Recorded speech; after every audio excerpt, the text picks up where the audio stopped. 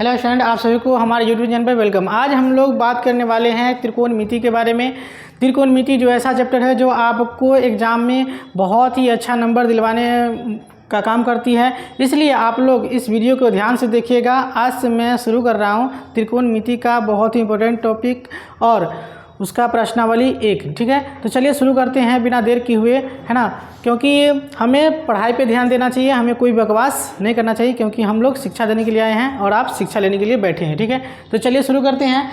तो आपका प्रश्नावली है 8.1। 8.1 प्रश्नावली 8.1 ये चैप्टर का नाम हुआ। ठीक है, आपको बनाना है कुछ सवाल। जैसे 8.1 का अगर कुछ सवाल बनाना है तो आपको पहले नंबर तो कुछ जो फार्मूला है उनको आपको याद करना पड़ेगा और याद रखना पड़ेगा। तो चलिए शुरू करते हैं कौन से फार्मूला है उनके बारे में। तो फार्मूला जानने से पहले आप पहले जानिए समकोण त्रिभुज के बारे में, क्योंकि त्रिकोणमिति का जितने भी सारे सवाल हैं वो आपको बनते हैं समकोण त्रिभुज पे ही। ठीक है, किससे बनते हैं? तो समकोण त्रिभुज पे ही बनते हैं। ठीक है, तो चलिए इनको हम अच्छे से ड्रॉ कर लेते हैं। तो इस प्रकार से आप बनाइएगा क्या, तो एक समकोण त्रिभुज बनाइएगा जिसका एक कोण 90 डिग्री का होता है। ठीक है, एक कोण कितना होता है? 90 डिग्री का। उसे ही क्या कहा जाता है? तो समकोण त्रिभुज कहा जाता है। दो कोण जो होते हैं ये होते हैं न्यून कोण, यानी 90 डिग्री से क्या होता है? तो छोटा होता है। ठीक है, इसको बोला जाता है कर्ण। क्या बोला जाता है? कर्ण बोला जाता है। उसके बाद है इसको बोला जाता है त्रिभुज का लंब बोला जाता है। उसके बाद नीचे वाले को बोला जाता है बेस, यानी आधार बोला जाता है। ठीक है, तो इस प्रकार से हुआ त्रिभुज का परिचय। ठीक है, आधार बोला जाता है। उसके बाद पाइथागोरस ट्रिक इसमें लगाना पड़ता है। ठीक है, जैसे कभी कभी क्या होते हैं कि लंब पता नहीं होते हैं। ठीक है, लंब पता नहीं होते हैं तो लंब को हमको ज्ञात करना पड़ता है। फिर उसके बाद कभी कभी क्या होते हैं कि हमें आधार पता नहीं होते हैं तो आधार निकालना पड़ता है। कभी कभी हमें कर्ण पता नहीं होते हैं उसको निकालना पड़ता है। तो पाइथागोरस ट्रिक एक है कर्ण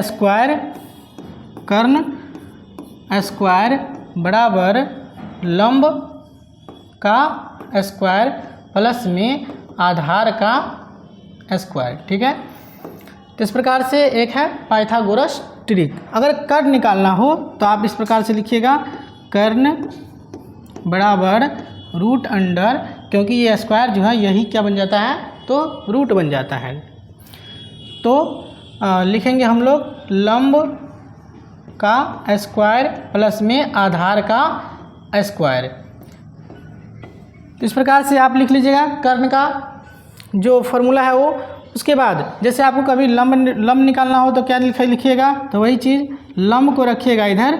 ठीक है, यानी LHS में, और बराबर का चिन्ह दीजिएगा और फिर रूट अंडर करके लिखिएगा कर्ण स्क्वायर। क्या? कर्ण स्क्वायर माइनस में आधार का स्क्वायर, क्योंकि आप तो निकाल रहे हैं क्या? आप निकाल रहे हैं लंब, तो लंब यहाँ पे है तो आधार यहाँ पे रहेगा।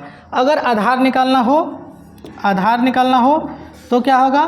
तो रूट अंडर कर्ण का स्क्वायर माइनस में लंब का स्क्वायर। तो इस प्रकार से आप कर्ण, लंब और आधार निकाल सकते हैं। इस फार्मूला को आप लोग पहले नोट कर लीजिए, क्योंकि इसकी ज़रूरत आपको बहुत ज़्यादा पड़ेगी। उसके बाद है एक और फार्मूला जो आपको बहुत सारे बार देखने को मिलेंगे, जब सवाल बनाइएगा तब देखने को मिलेंगे। ठीक है, तो चलिए ये फार्मूला क्या है? तो फार्मूला है आपको साइन थीटा। क्या है? Sine theta. तो साइन थीटा बराबर क्या होते हैं? ठीक है, साइन थीटा बराबर क्या होते हैं? तो साइन थीटा बराबर होता है लंब बट्टा कर्ण। क्या होता है? लंब बट्टा कर्ण। क्या होता है? तो लंब बट्टा कर्ण होता है। ठीक है, तो आपको ये फार्मूला आपको याद रखना ही पड़ेगा, है ना। नहीं रखेगा तो फिर सवाल नहीं बनेंगे। फिर उसके बाद है कॉस थीटा। तो कॉस थीटा बराबर क्या होते हैं? तो कॉस थीटा बराबर होते हैं आधार बट्टा में कर्ण। आधार बट्टा में कर्ण। उसके बाद है टेन थीटा। तो टेन थीटा बराबर क्या होते हैं? तो ये होता है लंब बट्टा आधार होते हैं। ठीक है, उसके बाद है साइन का उल्टा। अगर 3 याद हो गया तो आप उसको उल्टा कर दीजिए। ठीक है, साइन का उल्टा होता है कॉसेक। क्या होता है? कॉसेक। तो लिखिएगा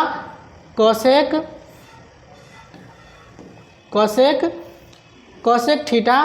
ठीक है, बराबर हो जाएगा, आपको इसका उल्टा कर दीजिए लंब बट्टा कर्ण है तो हो जाएगा कर्ण बट्टा लंब, कर्ण बट्टा लंब हो जाएगा। उसके बाद है कॉस है जिसका उल्टा हो जाएगा सेक, तो सेक थीटा। तो जैसे यहाँ पे देखिए आधार बट्टा कर्ण है तो हो जाएगा आपको कर्ण बट्टा आधार, कर्ण बट्टा आधार हो जाएगा, ठीक है। उसके बाद है टेन थीटा, टेन थीटा का क्या होगा, तो उसी प्रकार से जिस प्रकार से हम लोग लिख रहे हैं उल्टा करके, तो टेन का हो जाएगा कॉट थीटा, क्या हो जाएगा, तो कॉट थीटा हो जाएगा। कॉट थीटा बराबर हो जाएगा आपको आधार बट्टा में लंब, आधार बट्टा में लंब। तो आपको 8.1 बनाने से पहले इन सारे फार्मूलों को अच्छे से याद करना पड़ेगा और जानना पड़ेगा। जब तक आप लोग नहीं जानिएगा इस फार्मूले को तब तक आपको सवाल नहीं बनेंगे, ठीक है। तो इसलिए आप लोग ध्यान से इसको लिख लीजिएगा तो बेटर रहेगा।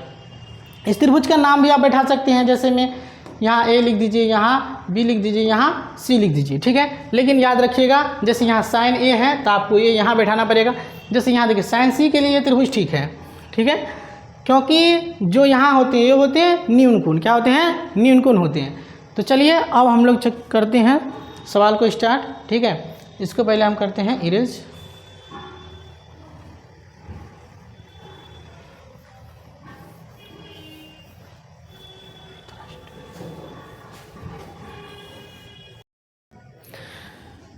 तो अब है क्वेश्चन नंबर 1, इसको हम लोग करेंगे हल। तो पढ़ते हैं पहले। लिखा हुआ है कि त्रिभुज ABC में जिसका कोण B समकोण है। तो हमने एक त्रिभुज बनाया जिसका नाम रखा A, B और C, जिसमें क्या बोल रहा है B समकोण है, तो हमने B को समकोण रखा। फिर उसके बाद कहता है सवाल कि AB बराबर है 24 सेंटीमीटर। तो AB देखिए यहाँ से यहाँ है तो यहाँ लिख दीजिए आप 24 सेंटीमीटर लिख दिए। उसके बाद है BC बराबर 7 सेंटीमीटर। तो BC यहाँ देखिए, BC यहाँ है तो यहाँ कितना हो जाएगा 7 सेंटीमीटर। उस प्रकार से आप यहाँ भी बैठा लीजिए। तो AB यहाँ देखिए, AB यहाँ कितना है तो 24 सेंटीमीटर यहाँ भी है, ठीक है। यहाँ है 24 सेंटीमीटर। फिर उसके बाद यहाँ देखिए BC है 7 सेंटीमीटर, तो BC रखिए यहाँ पे 7 सेंटीमीटर।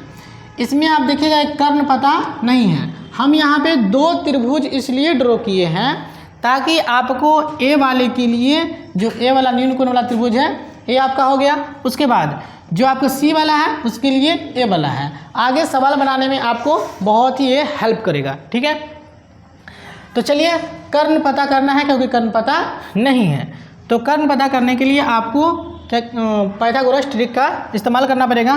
तो लिखिए कर्ण बराबर होता है रूट अंडर आधार का स्क्वायर प्लस में लंब का स्क्वायर, आधार का स्क्वायर प्लस में लंब का स्क्वायर। देख लीजिए त्रिभुज का आधार कितना है तो 24 है, ठीक है। तो यहाँ लिखेगा 24, ठीक है, लिखेगा 24 का क्या हो जाएगा 24 का स्क्वायर। उसके बाद है लंब कितना है 7, तो हो जाएगा आपको 7 का स्क्वायर, है ना। अब देखिए 24 का क्या स्क्वायर है, इसका मतलब क्या, 24 को फिर 24 से क्या कीजिए आप गुना कीजिए, है ना, 24 से गुना कीजिए। तो 4 का 16 के 6, हाथ में 1, फिर है 4 दूना 8 है 1 9, फिर है 24 दूना 48 हो जाता है। तो आप यहाँ बैठा लीजिए, ठीक है। तो फिर ये हो जाएगा 7 यानी 576 आया, कितना आया 576, ठीक है। 7 49, फिर दोनों के ऐड कीजिए तो आ जाएगा 625, ठीक है, आ जाएगा कितना 625। अब 625 का क्या करना है, आपको वर्गमूल निकालना है। तो 625 का वर्गमूल होता है 25, तो यानी 25 का स्क्वायर। तो इस प्रकार से कट गया, बचा कितना तो 25। कहने का मतलब है कि आपको कर्ण निकल गया 25 सेंटीमीटर, ठीक है, यानी सारे में निकले कितने 25 सेंटीमीटर। अब देखिए अब सवाल पे चलिए कि सवाल क्या कर रहा है, साइन ए। तो यहाँ पे लिख देंगे साइन ए। साइन ए बराबर क्या होता है लंब बट्टा कर्ण। तो लंब कितना है, अब देखिए ए वाले में ना, यहाँ देखिए ए है, यहाँ भी ए है, इसमें देखिए लंब कितना है 7 है, कर्ण कितना निकाले हैं 25, है ना। यही हमारा क्या हो जाएगा तो आंसर हो जाएगा, क्या हो जाएगा, यही हमारा आंसर हो जाएगा। उसके बाद है कॉस ए। कॉस ए बराबर क्या होगा, तो आधार बट्टा में कर्ण होगा। आधार बट्टा में कर्ण होगा, तो आधार देखिए कितना है, 24 है। हाँ, तो 24 हो जाएगा। और फिर क्या बोला, कर्ण कितना है, 25, तो 25 है। यही आपका हो जाएगा आंसर। ठीक है, तो अब क्या है दूसरा क्वेश्चन में कि साइन सी निकालना है क्या, साइन सी फार्मूला तो वही रहेगा, लंब बट्टा कर्ण, लेकिन त्रिभुज बदल जाएंगे क्योंकि यहाँ देखिए सी न्यून कोण है, यहाँ सी न्यून कोण है, ये वाला हो जाएगा। अब देखिए लंब कितना है, तो लंब है 24, तो लिखेंगे 24। कर्ण कितना है, 25, ये हो जाएगा आपका आंसर। अब है कॉस सी, क्या है देखिए यहाँ कॉस सी है, तो कॉस सी बराबर क्या हो जाएंगे, तो आधार बट्टा में कर्ण हो जाएंगे। तो आधार कितना है, 7 है, कर्ण कितना है, 25 है। ये आपका हो गया आंसर।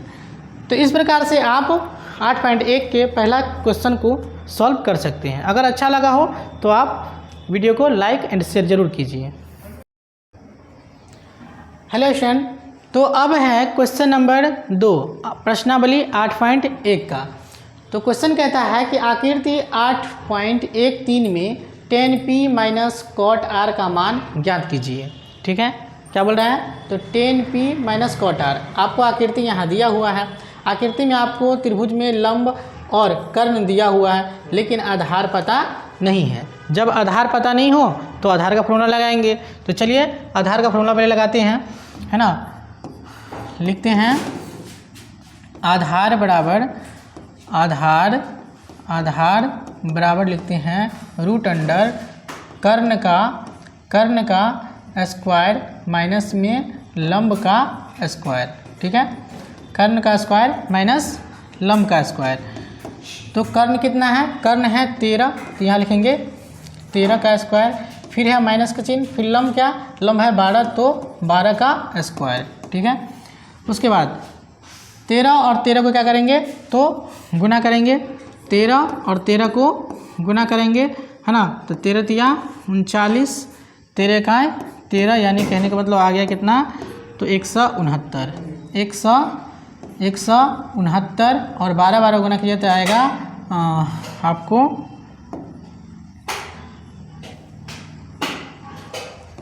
12 गुना कीजिएगा तो आपको आएगा 144। ठीक है, फिर क्या कीजिए, इन दोनों को माइनस कर दीजिए। माइनस करने के बाद आएगा 25, क्या आएगा 25 का वर्गमूल होता है 5 का स्क्वायर से रूट खत्म, बचा कितना, तो 5। अब आधार भी निकल गया, कितना निकल गया, तो आधार आपको निकल गया 5, कितना निकल गया, 5 सेंटीमीटर। ठीक है, आगे क्या बोल रहा है, tan p minus cot r, tan p minus cot r, है ना। सवाल क्या कह रहा है कि tan p minus cot r निकालना है। tan p यानी tan का फॉर्मूला क्या होगा, tan का फॉर्मूला होगा लंब बट्टा में आधार, कॉट का तो इसका उल्टा आधार बट्टा में लंब। अब यहाँ देखिए tan p के हिसाब से आपका न्यून कोण ये हुआ, तो इसके लिए लंब कौन हो गया, 5 हो गया, इसके लिए आधार कौन हो गया, तो 12 हो गया। फिर उसका माइनस का चिन्ह दीजिए, आधार r के अनुसार से कौन हो गया, तो 5 हो गया, उसके बाद लंब कितना हो गया, तो 12 हो गया। ठीक है, इस प्रकार से जितना आ रहा है उतना जा रहा है, जितना आए अगर उतना जाए, है ना, तो बेचारा हो जाता है कितना, तो 0। ठीक है, इस प्रकार से 0 आ गया इसका आंसर।